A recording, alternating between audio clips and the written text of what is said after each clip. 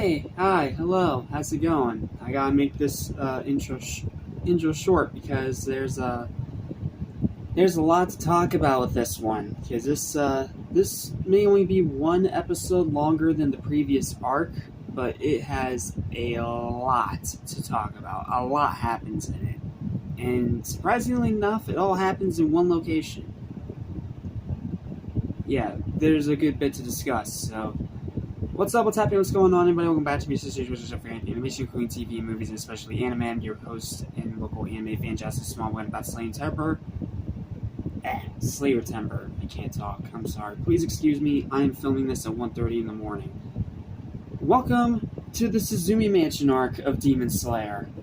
There's a lot to talk about this one, including the introduction of one of my favorite characters in the entire franchise, who just so happens to be voiced by one of my favorite voice actors in anime right now, Bryce Papenbrook, who's best known as Eren Yeager in Attack on Titan, and as Cat Noir in Miraculous Ladybug.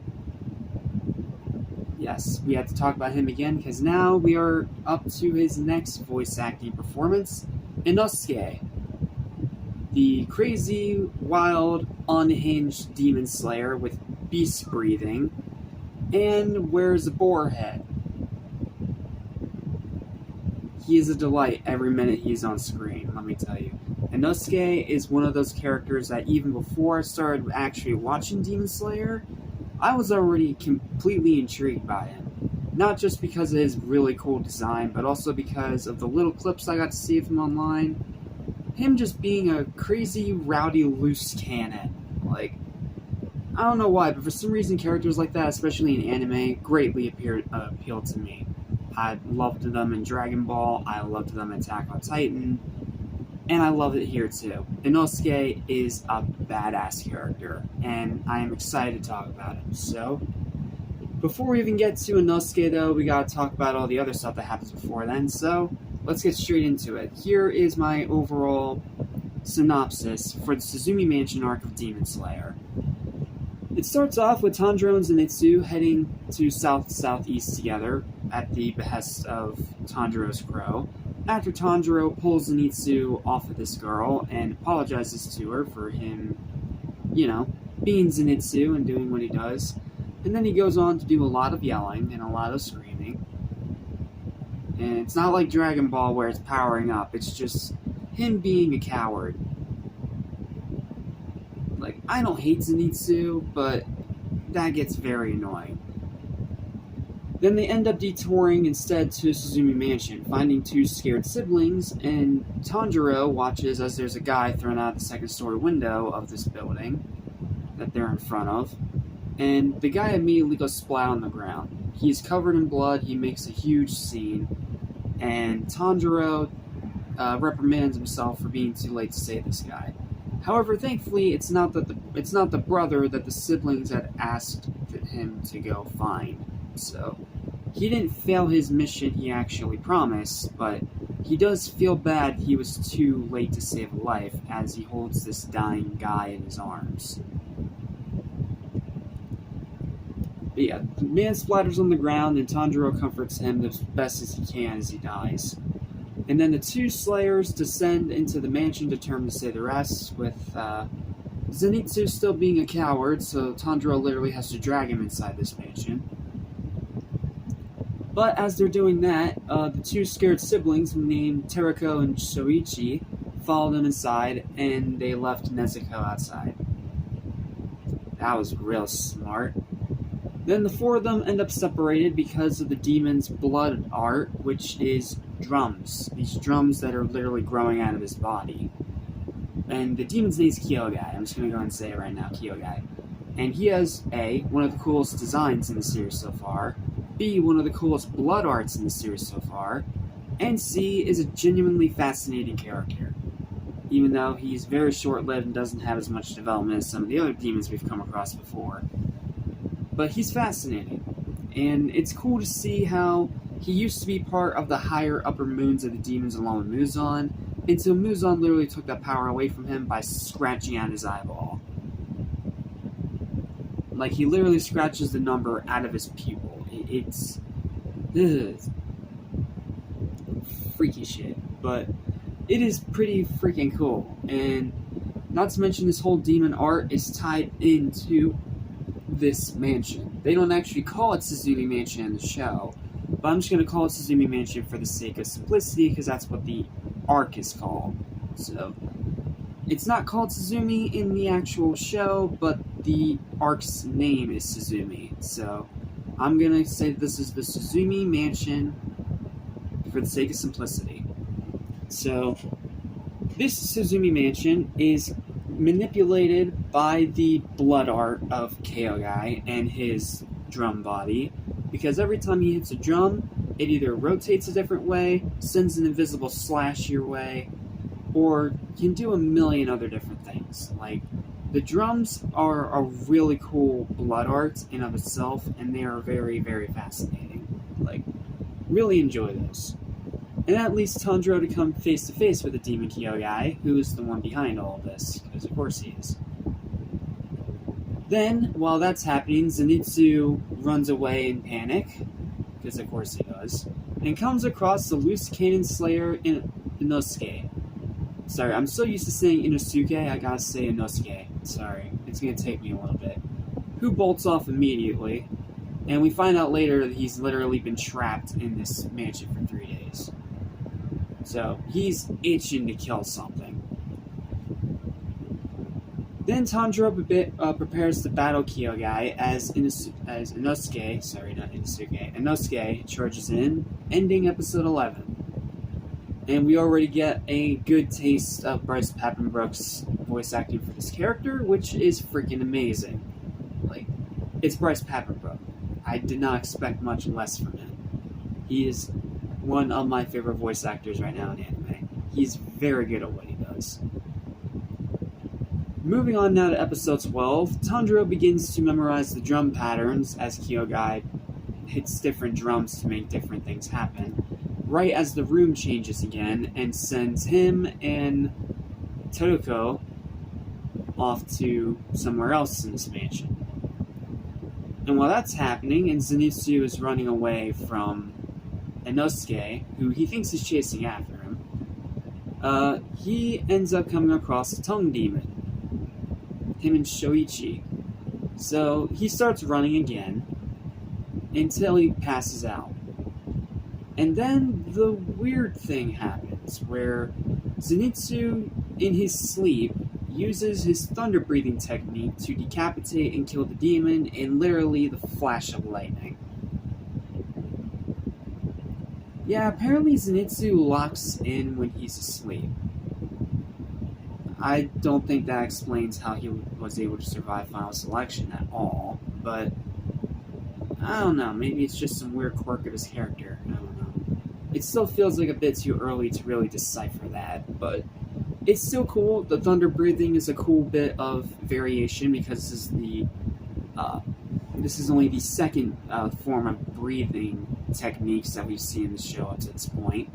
Because you have to remember, Inosuke has not used beast breathing yet. He does that later. So we've been seeing nothing but water breathing for the past few arcs, but now we're getting into the different kinds of breathing and different techniques.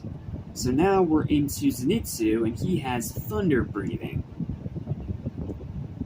which is really freaking cool. Like, it may not sound super cool, but trust me, it is very cool. But yeah, for some reason, Zenitsu just locks in and kills this demon when he falls asleep. Why? Your guess is as good as mine. It's weird. Then that's when Inosuke reveals he's been trapped for 3 days as he comes across a horn demon. This is when Inosuke uses his beast breathing. Again, it's a lot like what Urokodaki said all the way back in the beginning of the show, how different masters teach different techniques to different students. So it's going to be different types of breathing and techniques and fighting styles and honestly lifestyles to a certain extent, because Inosuke literally was raised in the mountains pretty much by himself, explaining why he's such a wild loose cannon. But yeah, he uses his beast breathing and he kills it quickly and then continuously charges forward trying to meet back up with Tanjiro and Kyogai. Then, Tanjiro is able to reunite Teroko with her other brother Kiyoshi, the one that was taken by Kyogai earlier in the story, bandaging his wound. Then the two siblings use the drum to teleport away to safety after Tanjiro leaves the room, leaving him to confront Kyogai alone. Tanjiro refuses to yield despite unhealed injuries and being thrown around because of the blood art of the drums, ending episode 12. Moving on now to episode 13, Zenitsu and Shoichi escape thanks to the constant room flipping, which sends them out the second story window. However, unlike the guy that went splat in the beginning of the arc, like a couple episodes ago, instead they just end up landing like normal. And Zenitsu does take a blow to the head, but nothing fatal. And he does protect Shoichi from getting hurt, which is nice. So while that's going on, Tanjiro continues to get tossed around by Kyogai, and he keeps drumming faster and faster, making it harder and harder for Tanjiro to even get his footing.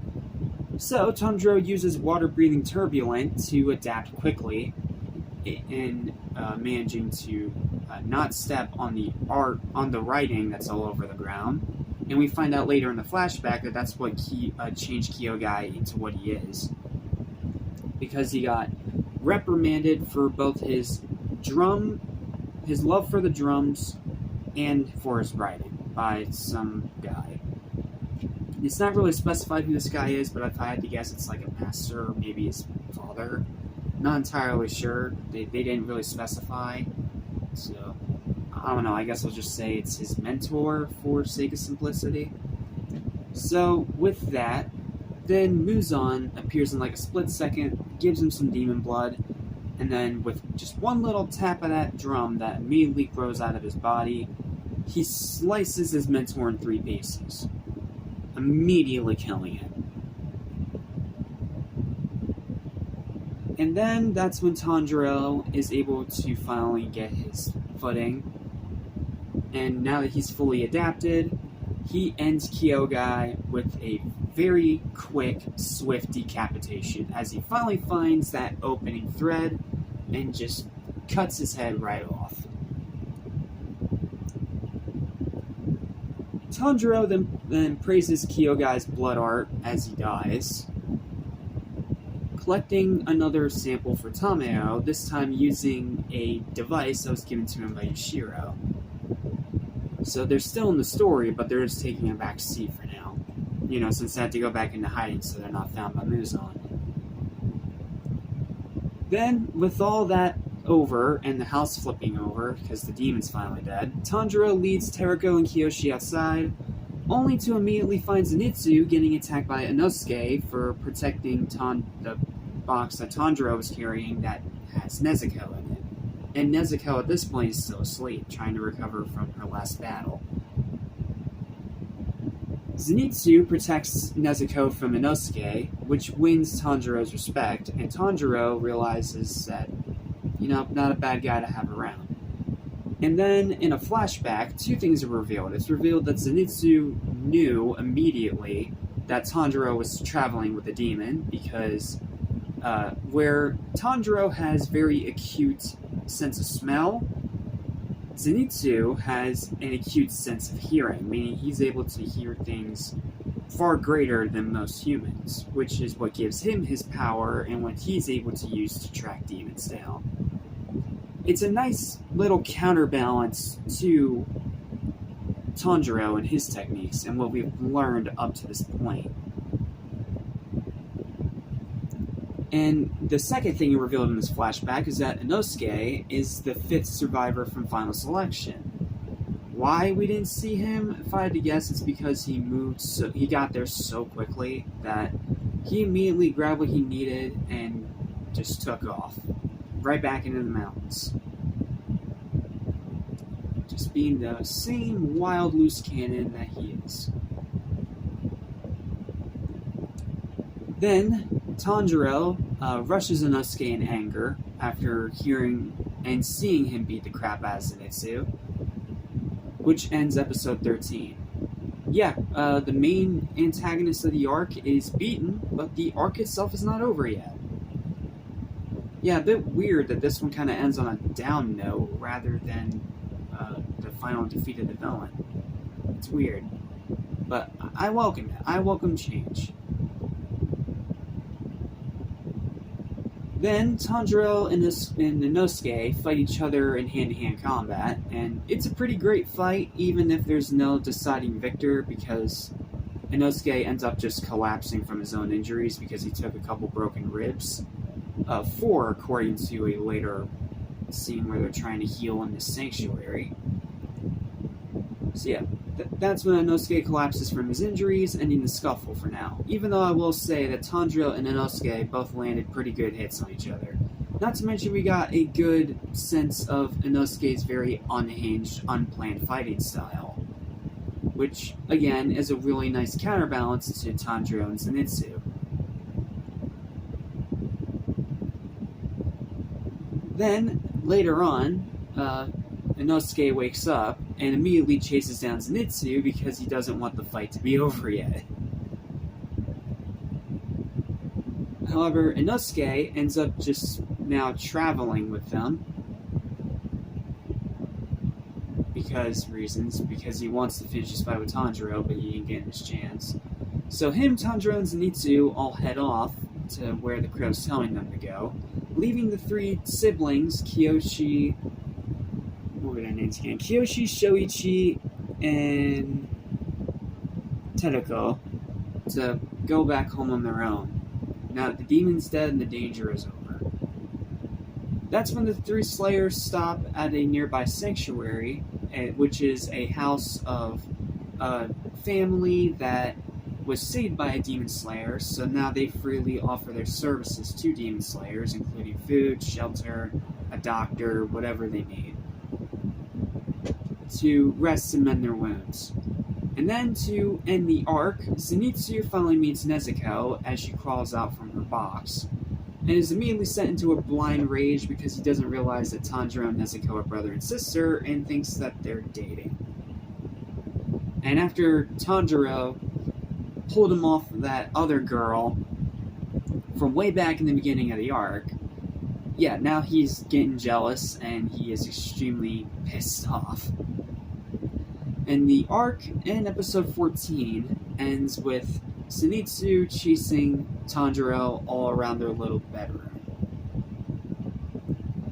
And that's it. That's the arc. And it's a pretty damn good one, not just because of Inosuke and how much fun he is as a character, but also because of the great fight, also because of the cool demon art that we get in this one, and a cool little sibling relationship between Shoichi, Tedeko, and Kiyoshi. Sorry, again, uncultured idiot. I'm learning as I go here. But yeah, a main big draw of this arc is that it is the introduction of Inosuke and how he ends up becoming a part of Tanjiro's entourage. Not to mention this entire arc is pretty much all about Tanjiro gaining an entourage, because up to this point, aside from Nezuko, he's been pretty much traveling all by himself. So now he's getting allies that are actually going to be accompanying him on these demon hunts to make things a little easier on him. Now, Inosuke still has some adjusting to do, because he's still, a wild boar, no other way to put it. But I'm pretty sure later in the show that they do end up becoming somewhat friends, and Inosuke does end up becoming a vital part of the main Demon Slayer core characters. So, yeah. And once again, since I'm filming this so late, fortunately I don't really have a final thoughts written review for you. So, we're going to go ahead and finish off once again with off-the-cuff stuff.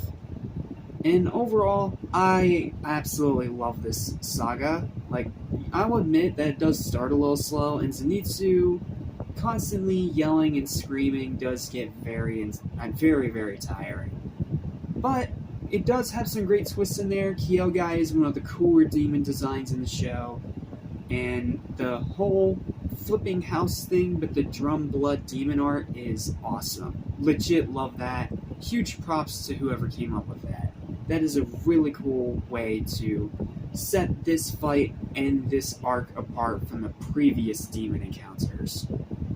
So, with all that said, my final verdict for this one, is it going to be a second 9? Honestly, yeah.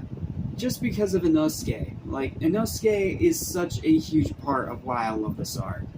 And I have a feeling that he's only going to become even better as this series progresses. So, with all that said, my final verdict for the Tsuzumi Mansion arc of Dragon Ball, of Demon Slayer Kimetsu no Yaiba, is a 9 out of 10.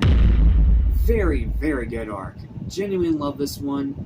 And I can't say right now if I love it more or less than the Akasuka arc. Asakusa, sorry. I am getting so terrible at these names, I'm sorry. I can't say that it is better right now than the Asakusa arc, but they're probably about on the same level as each other. Which is impressive considering that Asakusa's 3 episodes and Tsuzumi actually got an extra episode to put it up on that pedestal. So, yeah, pretty fun arc, and Inosuke definitely makes it worth watching alone for his wild antics. So, yep, that's it. That's all I've got for this review. Thank you guys so much for watching. Please don't forget to like, share, and subscribe for more videos like this almost every single day. And stay tuned because we still have a good bit left to go with Demon Slayer, because we still have 1, 2, 3, 4, 5, 6. We still have 6 more sagas to go, as well as a movie. So, we still have a long way to go. So I'll see you guys next time when we tackle one of the longer arcs of the entire series, when we get to episodes 15 and 21 of Demon Slayer Kimetsu no Yaiba, titled the Mount Natagumo arc. Should be a lot of fun. Until then, thanks for watching, keep slaying, and I'll see you next time. Take care.